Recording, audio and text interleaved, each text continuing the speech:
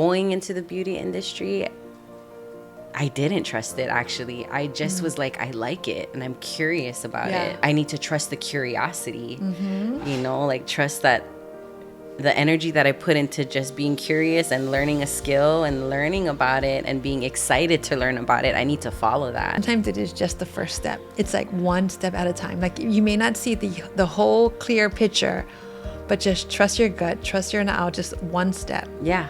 And then when you get there, trust the next step. And the next step. Yeah. We were so conditioned to believe that choices were failures. Like there's a failure choice and there's a success choice. No, there's learning. It's just a choice. Yeah. Becoming stable and safe within myself, becoming non-judgmental to myself. Although that's still a daily work in progress, but being able to do that for myself so I can do that for other people and other women specifically.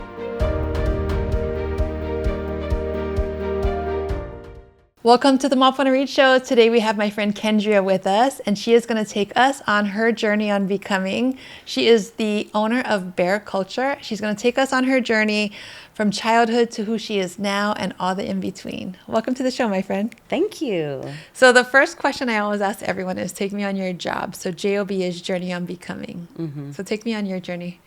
So my business is called Bare Culture. I am the owner, the operator. I'm a licensed esthetician and I specialize in Brazilian waxing. Bare Culture is a business that's not only about Brazilian waxing. There's a lot more to it about, it encompasses feminine wellness. What got me there was from a young age, I was a single mother and I had to... How old were you when I became a mom? Yeah. 19. Wow. Yeah, I gave birth at 19. And I actually originally when I was 19, I took a year off of working and within my career. I didn't know what I was going to do. I had to stay home. I was actually on welfare for the first year of my son's life. Just like me. Yeah, on welfare. I didn't know what to do. I was living with my parents. And I did not like staying home. That's the one thing I recognized about myself was like, that was not fulfilling. I wanted a job. I wanted to be able to take care of myself. I wanted that sense of stability without having to depend on my parents at the time. And I got a job at T-Mobile. I worked at T-Mobile for 7 years. Wow. Yeah. And that's a fun fact about me. I don't think that's something I talk about too often. And during that time, I went to beauty school. Okay. Yeah. I wanted to do makeup. And I had friends that I worked with at T-Mobile that actually pushed me to pursue that. It was something I was really passionate about. So they pushed me to pursue it. I went and finally got my beauty school license. I took myself through beauty school. At the time at HCC, they had an esthetician program and got my license, paid for it on my own. Yeah. I worked part-time. And I also went to school part-time. Esthetician school is like, you have to be available 20 hours a week. So I was working and going to school while taking care of my son. And yeah, that's what ended up making me pivot from something like retail in that way, go into this field. And then how did that then lead into Bare Culture? Bare Culture. Okay, so I worked for European Wax Center starting in 2015. And it's so funny about waxing is I actually didn't want to even do waxing. When I was in beauty school, you have to do your hours and waxing was part of the lesson. And that was the one thing that I promised myself I wouldn't do in beauty You're like, school. I'm here to be a makeup artist. Yeah, I was like, that's not what I want for myself. And the thought of hurting people the wax. The thought of hurting people didn't sit right with me. Yeah. And I was actually in 2015 when I finally stepped into, because there was like a 4-year gap from when I graduated beauty school and went into European Wax Center. I was kind of suffering like a little bit of depression when I look back on it. And my grandmother was sick and she passed away within that time frame. And there was a lot of hesitation within those years of really pursuing what I really, getting into the beauty industry and actually using my license. And So, yeah, I took the leap with European Wax Center. I was just like, I'm not fulfilled with everything that I'm doing now. I need to try to really follow my heart on this. So I went to European Wax Center. I worked for them for 6 years. And within that 6-year period, I found my love for the craft and the waxing. But working for a corporation didn't fulfill me. You know, it got to the point where over those 6 years, within the first 3 years, I was like fire, passion, go, go, go, love what I do. And then the last 3, the corporation culture and the corporation, I know, environment. Like, it's not personal. It's not. It's just very like numbers. Yeah. Sales, numbers. Yeah. Sales, numbers, and like, how much can you do? How much can you provide How for me? many clients can you do in this 8-hour span? Yeah.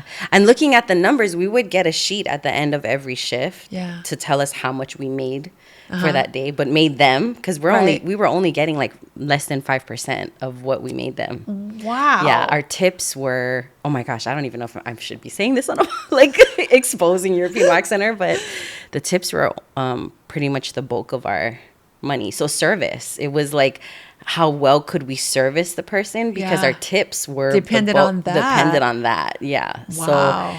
So I was very fortunate, though. European Wax Center taught me so much about the craft, and I had like amazing training. If I didn't get that training, I don't think I would be as good as I am with the craft right now. But I'm very grateful for those 6 years. And it just got to a point where I was going into work every single day unhappy. And you can feel it in your body. In your body, in your heart, in my head. And I fortunately was able to surround myself. Through the job, I actually met other small business entrepreneurs that I was servicing. And I met one of my really good friends from Sage Creamery. Her name is Courtney Villanueva. And her and her husband, with their entrepreneurship and the way they did business, you know, it inspired me. They would always speak that into me. I was also at the time vlogging about my dating life as a single woman. You know, I was just doing it for fun. I had a really good time doing that. And that also contributed to my growth and contributed to understanding what it takes to put myself out there. Yeah. You know, that was like an additional piece of the picture. That part of an entrepreneur is hard, like to put yourself out there, because it's like putting yourself out there to be judged. Yeah. You know, to be ridiculed, yeah. And to be messy, especially within my dating life. When I was vlogging about that, it was a very messy journey, but it was where I experienced the most growth. Yeah. So by the end of those 6 years, I went into work, and my voice in my head literally was so loud. I had zero plan. I didn't know what I was gonna do. I just knew that this is not it. I cannot go another day in this environment. Wow. And it's to the point where it's a poisonous environment, and I am the poison. I'm coming to work. It's showing on my clients. Yes. It's showing in my coworkers didn't want to be around me because I was so negative. You know, I was just in such a like dark headspace by the time I left. I went in one day, and within 20 minutes of my shift, I called my manager into my wax suite, and I was like, this is my last day. I'll finish today. So going into work that day, did you know that this is it? This is the last day. I'm going to quit today. Yeah. Really? It was just so like my voice, the voice in my head was so loud that was like, girl, like, what are you doing here? Like, what? It was so loud that it came out of your mouth. I just was like, I quit. So, and it was like the most exhilarating feeling. Yeah. Like when I say like on a scale of like feelings of like 0 to 10, that was like my 10 moment of like, wow. Literally, I probably like, spent years on the edge. Yeah. Like just, you know, like I was literally a few years on the edge. It was like I was looking at my dreams, looking at the destiny, looking at, you know, like the purpose. And just that one day changed everything for me. I literally jumped. I took the leap. And I was like, I don't know what I'm going to do. I have zero plan. I don't even know how to run a business. Yeah. But you just knew this is not it. And I need to pivot. Yeah. And that was me with my first marriage. Yeah. I was like, this is not it. I need to get the F out of here. It's a solid no. I got to go. Yeah, I got to go. Yeah, I got to go because it's no longer aligned. Yeah. Yeah. And it was a matter of me literally putting myself in a position of, are you going to sink or swim? You know, like that was the question. Are you going to sink or swim, girl? And I swam. And you had to make it work. I swam and I swam and I swam. And yeah, that's how Bare Culture. Within 2 weeks, I made some phone calls, and within 2 weeks, I built the brand. I mean, I started just with the logo, my name, and the studio. Yeah. And luckily, the studio that I work out of is my auntie, who is my mom's best friend growing up, and also my dad's brother's wife. That's a long Wow. connection. Yeah. Yeah. Basically, So you're like their daughter. I'm kind of like their second daughter. Yeah. Yeah. The studio that we're working out of is her studio. Okay. So it's a home Love it. studio. Yeah. So Yeah. we're very fortunate. I'm very fortunate to have that hat. Yeah. Wow. So within 2 weeks, I built it, and I wouldn't say built it. I started. There was nothing, girl. Just the name, the logo, the wax, and I started with 2 bags of wax. Two Wow. bags of wax. Yep. And I only had. What's crazy when I started it was in 2021, right after the pandemic. So there Okay. was so much uncertainty. So Yeah. that was another layer Yeah. of what was going on. Was I just jumped off the cliff, like, with this whole pandemic, like nobody knows, but I Yeah. also think the pandemic kind of aided in my decision. Because, spending all that time alone and the deep reflection, when I finally went back, I was like, I am not happy here. Yeah. I'm not happy here. Yeah. It was like in that pause, it made me realize, like, Yeah. I think the pandemic brought on a lot of things that people were allowed to stay at home and reflect and think and then decide, like, is this truly for me? yeah, Yeah. is this truly for me? I think a lot of it revealed a lot to people about themselves, right? I do know that so many small businesses closed, but fortunately, so many small businesses also opened. Yes. The entrepreneurs, like, really sprouted from that moment. Yeah. And luckily, I was one of them. Yeah. So, yeah, that's the journey. That's the journey, yeah. Yeah. And looking back, I'm so glad I did. I have no regrets. Even just, like, thinking about this is going to mark 5 years, and to, like, know everything that I've accomplished in the 5 years and how much I've grown, I can be very grateful. Yeah. Yeah. Yeah. How did your childhood influence you with this business? It influenced everything. My childhood, my mission lives in my childhood. I grew up, if I can really be honest about my day one, I grew up in, like, a really chaotic environment. My mother and my father were both addicts. So I grew up, the first 5 years of my life was, like, pure, it's volatility, like, to the max, like, really, situations of just constant moving. There was no real center, No stability. no stability. I think the only stability I could find was with my grandmother, my mom's mom. Wow. And my grandmother was my care. She was my home. She was my angel. She was the person that covered me. She prayed for me. She's the one person on this earth that made you feel seen, safe, secure. That was my safety. Yeah. My grandmother was a very strong woman too. So she's half Chinese, half Puerto Rican. Okay. She was a single mom of her 3 kids. She worked for Hawaiian Telecom. She was, like, a big boss honcho with, like, project management by the time she retired in Hawaiian Telecom. So by the time I came along, she was already ready to be a grandma. Yeah. So she, luckily, with the circumstances, I was under her wing. So her home was in Eva Beach. So I consider that my hometown, even though I've been all over this island. I've lived everywhere, pretty much. I wouldn't say everywhere, but, like, on each side of the island, I've lived there once. Yeah. Pretty much. So, yeah, that was my upbringing. My parents, my dad got locked up when I was 6. He was locked up for 5 years. So, like, the developmental years of my life. When, by the time my mom fortunately made the best decision for herself. They were addicted to meth. Yeah, so they became addicted to meth after I was born for a few years. And things got so crazy that, by the time my dad had gotten arrested and went to jail, that was my mom's way out. So like a couple years before his like lockup, there was just like all these things like kind of unraveling, but yeah, when she got out, she was able to go to rehabilitation, and it took her a few times to rehabilitate. But by the time she did, I was like maybe 6 or 7. Yeah. Around like, it's all kind of like, you know, like it's the the timeline. timeline is not 100%, but I know Yeah. it's around those years Yeah. that my mom finally got clean. Yeah. And when she did, by the time I came back into her life and into her picture with her health, you know, improving, she was already with another man. So she jumped into like a second marriage. So that's where that was a shift that was made. Wait. Do you feel like with this business, with Bare Culture, because your childhood was so unstable, that Bare Culture is the one thing that you can control, that you have stability in? Like, you can control your day-to-day life. You can control.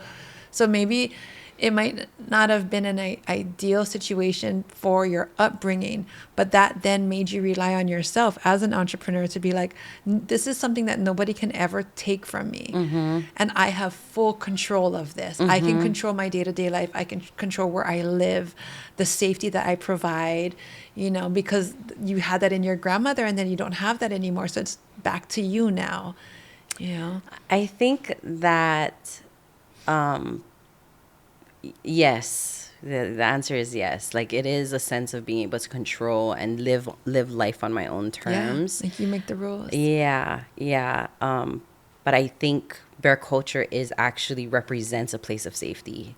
So when we talk Yes. about how it influences my job and Yeah. how the instability I experienced as a child, I don't ever want to make people feel that way. You know, so I know that like my journey has been one of becoming stable and safe within myself, becoming non-judgmental to myself. Although that's still a daily work in progress, but being able to do that for myself so I can do that for other people and other women specifically.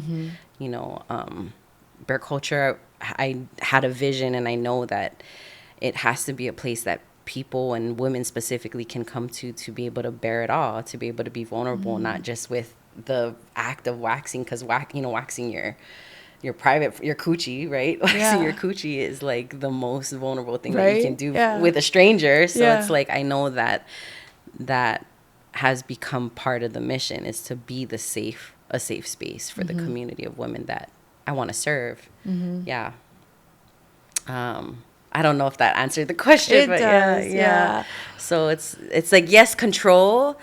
I feel like control is kind of a harsh word when I really think of Bare Culture, because it's actually not, it's more creativity than control. I'm such a creative person. Yes. And I love, you know, the fact that creativity is part of being an entrepreneur. Like, I literally was, to look back and be like, I created this. Like, this came from like nothing. Like, aren't you so proud of yourself? Yeah. To think, like when you look at things, when you step back and be like, these are my clients, or like when you host your events and you look around the room. Yeah.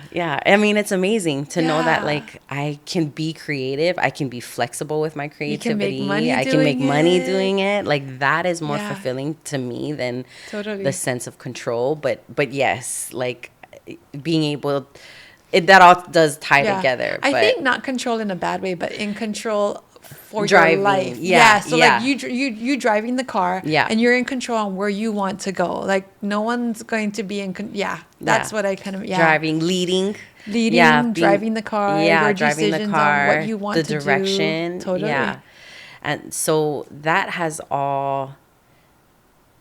I mean, that all plays a part historically too, with just my childhood and recognizing the limitations that was put on me from the environment that I was in. You know, when you come from a place of trauma and having to survive, that's all. It's beliefs, like just this beliefs. What do you believe about yourself? What do you believe about success? What do you believe about money? What do you believe about having the freedom to live your life the way you want to live it? What's one thing that you believed before that you don't believe anymore? Like, maybe as a child, what's one thing you believed as a child in that situation versus who you are today? That I'm not enough. I still, that's a belief that I still can hear sometimes in the back of my head. Not enough or because that of can what? show Because up. did you feel like no one loved you as a child? I felt unheard, unseen. My parents were so drugged out at one point that they cared for me, you know, in a way that I was fed, I was clothed, I had four walls and a roof, and I had a fresh shower, right? So that we were going through the motions of like what it just meant to care, to provide for a child, but I didn't have the emotional connection, The love. the nurturing that I needed as a child. And not to say that it wasn't, this is not a blame on my parents, but they were just in survival mode themselves. They were young too. My mom had me when she was 19. So it was a pattern. Yeah. My mom had me at 19. I had my son at 19. Yeah. So, but very different paths. Very different paths. In very different cars, driving very different directions. Yes. Yeah. And the pain became the fuel to drive the car differently, to drive in a different direction. The lessons and the healing became the message. Really, it became the root of Bare Culture and what I want to do and what the mission is, and how much wellness plays a part in success. Your wellness has it's women's everything. wellness. And whatever success means to you, that was a whole nother part of the journey too, is I had to really dig deep and find what success actually means. Like, for me, coming from nothing, right? Like coming from like poverty. I'm very grateful for what I had, but like we came from a below average household income, you know? So being able to know that that's not my baseline anymore, that I'm not in a place of just having to survive and just having to believe that like life, there's not enough in life, that abundance is possible for me. That switched everything. That's it. That's the journey. That's the flip. And I'm 40 years old now. I'm finally in a really good place in my business where there's complete stability. I do find myself struggling with that switch. It's people rarely talk about what it means to go from surviving to like to thriving. To thriving. To actually thriving. You know. So sometimes do you feel like, do I deserve this? Am I good enough to deserve this? The not enough. That's not where enough, that shows up. I'm not enough. So I have to work harder. I have to do more. I have to push, fight. But that's not the energy. I think my energy shifted now that I went from survival to thriving. Like now I feel like it's not doesn't have to be a fight. No, it could be a flow. It could be a flow. It could be beautiful. It could be, coming from a place of love, creating from a place of love. Versus, but it's hard because you're the person, like you learned from your grandma about love and how to care and stuff like that. And now nurture with your son. But being that you had a different upbringing than your son does. So having to make that shift, and I can see how sometimes you would, have to take yourself back and be like, okay, wait, do I deserve this? And yes, I am enough. And constantly having to remind yourself, like, I do deserve this. I am enough. I am enough. I deserve it. I am worthy. Yes. I am worthy. All of that. All of the affirmations. Yes. How has your relationship with beauty and self-worth evolved over time? I love this question mainly because I grew up the least, like, the dorkiest girl in school. I was always teased for my weight, feeling not beautiful, least confident. I really did not have the confidence as a child, as a youth. And, I started to realize that beauty is not external. And and everyone that I talk to within the beauty industry, it's, yes, the external things help us feel centered. It helps us feel beautiful and expressive in who we are. But the real beauty comes from the relationship that you have with yourself and the confidence that you build throughout life. So that has been my journey. If you were to see pictures of me as a kid, I was the least likely to be a beauty influencer of any kind. I wouldn't even call myself an influencer, but like a beauty in the beauty industry. In the beauty industry. Like that's not something that I think you would look at old pictures and be like, oh, that girl's gonna grow up to be somebody who works in the beauty industry and who actually represents it. Yeah. So recognizing that it really comes from an energy, and that energy comes from, when I think of confidence within myself, that's my definition of beauty is who are you? Can you be confident? Not can you be confident. Sorry. Delete that. Confidence is my definition of beauty. Being able to trust yourself and take risks on yourself, go for what you want. And I recognize now, looking back, the confidence for me was built through small acts of just trusting who I am and trusting what I'm here to do, and the inner knowing that I am meant for something bigger, and I need to trust that and go for that and make the small steps towards What was that. the first time you trusted that? Like, what was the first, like maybe the first moment that you knew, like, oh, this is for me. Like, I'm going to trust this. Like going into the beauty industry. Going into the beauty industry, I didn't trust it, actually. I just was like, I like it and I'm curious about it. Yeah. So I need to trust the curiosity, like trust that the energy that I put into just being curious and learning a skill and learning about it and being excited to learn about it. I need to follow that. Yeah. And just trust that whatever unfolds from that is going to, and I'll trust myself to make the best next step for myself, and with what's aligned with where I want to go. It's so true, because sometimes it is just the first step. It's like one step at a time. Like, you may not see the whole clear picture, but just trust your gut, trust your now, just one step. Yeah.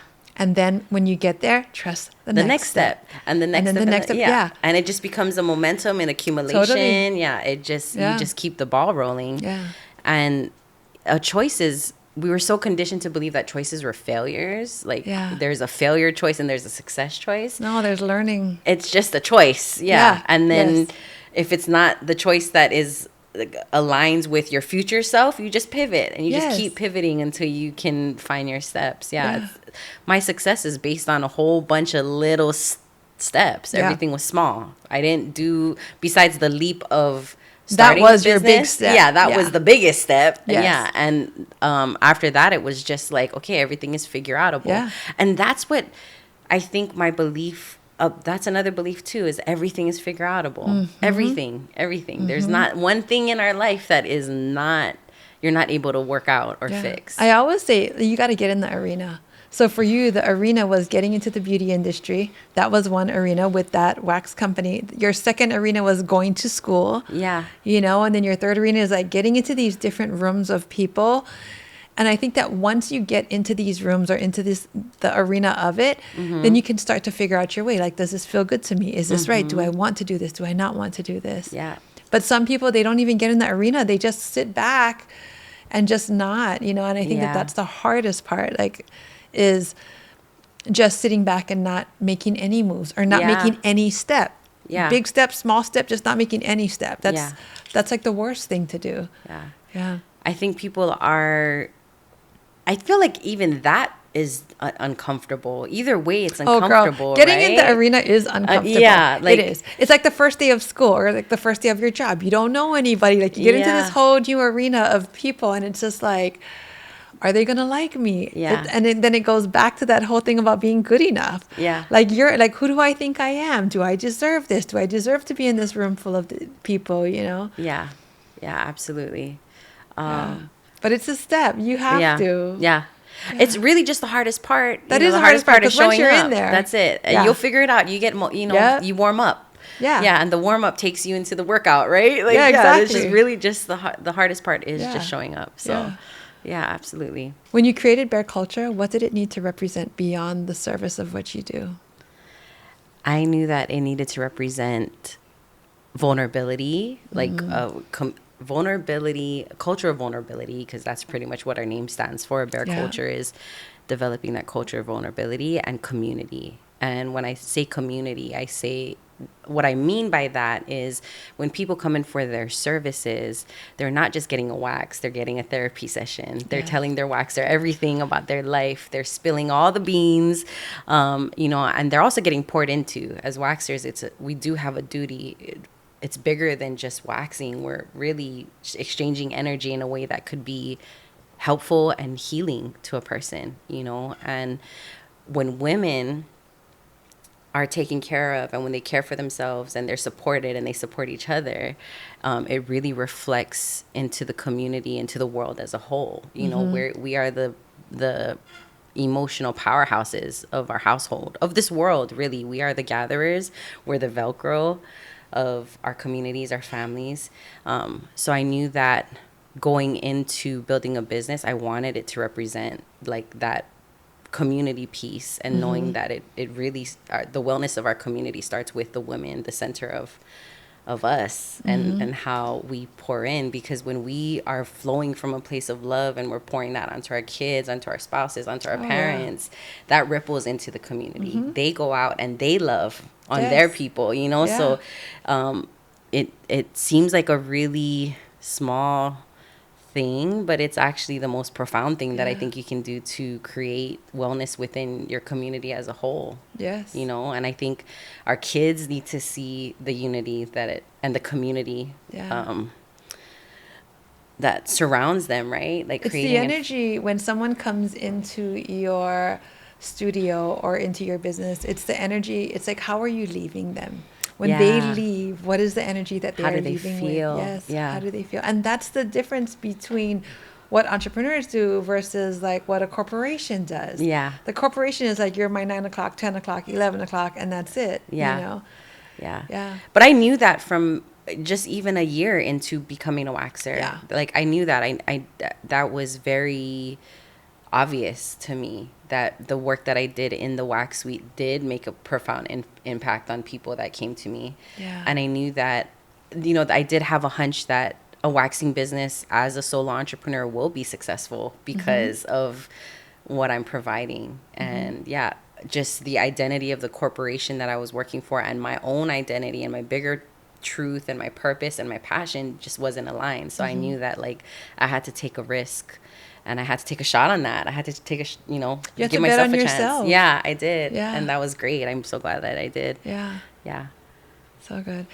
If you could give advice to someone who maybe is listening to this podcast and they're in a situation that is not ideal, and they're like, I don't know how I'm going to get out of this. And, you know, maybe, or in a situation to how you were when you were growing up. Like, it's like, I know this is not for me and I'm going to create something different. Like, what advice would you give to someone, or what advice would you give to your younger self? I'm just thinking, because if there's someone in a situation who's listening to this who just doesn't see any way out, or feel like they're not loved, they're trapped, they feel like they're trapped, and like, this is my life. Yeah. How do I pivot? How do I change? Like, how do I even start to get out of this situation? Yeah. I think we all have an inner knowing, and I don't have the science behind that. I can't really. You just there's knew no this fact. is You just not know there's an for inner me. knowing, and if you are literally telling yourself that I am unhappy, this is not for me, like, why would you ignore that? You know, like, why not try to just make a change? And the change, this goes back to baby steps. Yeah, this just does not have to be big old leaps. This could be really small habitual changes that you incorporate into your life that will eventually make the bigger, you'll eventually see the bigger picture once you start making those changes. But yeah, I think the ultimate message would be that is just trust your inner knowing. You know, you know better, you know yourself better than anybody else in this world. And it's betting on that. And it's betting on yourself. Yeah, betting on yourself. Yeah. And knowing that sometimes you have to put yourself in really uncomfortable positions to prove to yourself that you can do it. Yeah. I mean, as sucky as it sounds, like, and it feels also, but putting yourself in positions where, like, you are forced to grow. Yeah. The sink or swim question. Sink or swim. Are you going to sink or swim? You're going to swim. Yeah. You're not going to let yourself drown. My grandma used to always say, when your canoe goes down, you don't go down with it. No. You swim. Yeah. Yeah. Yes, absolutely. You're not going to, you just learn how to trust yourself. Yeah. Yeah. And the trust comes from the action. It's a cycle. It becomes a cycle. You do something that you are forced to trust yourself. You know, you develop that putting confidence. yourself in that uncomfortable situation, and you have no other situation but to sink and swim, and then putting yourself in another situation again where it's like sink or swim. I would say that, and also a really big part of that too, I think my journey is looking at the tribe that you're surrounding yourself with, you know, and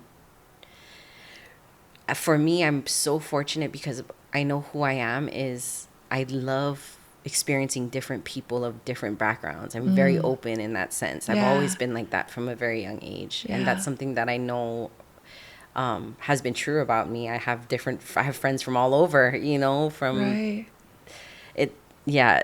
So I think that is a thing too, is surround yourself with people that you might not on the surface think that you don't belong or might have opposing views. But I think having relationships with people like that might be opposite of you will challenge you to see the world differently, or they will give you and offer different experiences that you otherwise wouldn't have if you stayed with the same crowd. And I think it's about being open also, you know, just being open to it. Open to knowing that just broadening your world. Because in that sometimes sense. we hold ourselves back. We're like, oh, I don't belong there, or I'm not, you know, or I'm not this, or I'm not that. But you're the only person telling yourself that. Nobody else is saying that but you. So you're just holding yourself back. Yeah, exactly. That's a great point. But I think that also contributed highly to my success. And being able to be open and have the courage to surround myself with different people. And really goes back to putting myself out there and just meeting new people. And then it goes back to also like sink or swim, like that feeling of being so uncomfortable to put yourself out there. And being okay with that. So that's all part of, I would of definitely, your journey. I would definitely, you know, give a nod to my younger self and pat her on the back. She would be so shocked. She'd be like, look at you, girl. Look at you. Okay. You made a difference in your life. You did. And it's cool, too, because I'm the only entrepreneur in my family, in my lineage. I mean, in my immediate lineage. I didn't have an opportunity to really know beyond my great-grandmother or my great-grandparents. But, so to be able to just do something different within my family. You're just taking your whole line in a different direction. Somebody needs to be the one to do it. And showing the possibility, right? And it's been amazing. It's been healing. It's been very healing. Oh, girl, being an entrepreneur is a healing journey. Like start a business. You will find parts of you that you've never wanted to uncover. It's a place to like find yourself again. Challenge yourself, grow. Totally. Use the wisdom, you know, that you've accumulated or that you've gathered along the way to give your lineage a whole different trajectory. It doesn't have to be the same. And you know what? Where you start off is not where you end up. It's not at all. That's very true. You don't have to be the product of your environment. You can change. I shouldn't say, you don't have, it's not that you don't have to be the product of your environment. It's that you can utilize that as a catalyst for change. Within your life. So good. Success. Thank you. Thank you so much for being here. If someone, how do people find you? Your Instagram? Yes, they could follow me at Bare Culture Hawai on Instagram, or they could visit our website and book an appointment. Yes. Tell me the services that you do. I specialize in Brazilian waxing. Yeah, that is like the thing I do day in and day out. I've done thousands of Brazilian waxes over the years, so that is the one thing I love doing. Feminine health is definitely one thing I'm passionate about. So, bareculturehigh.com. Perfect. Thank you. Thank you for being here. Thank you. Thanks for having me. It's been a pleasure, girl. Thank you so much. Yes.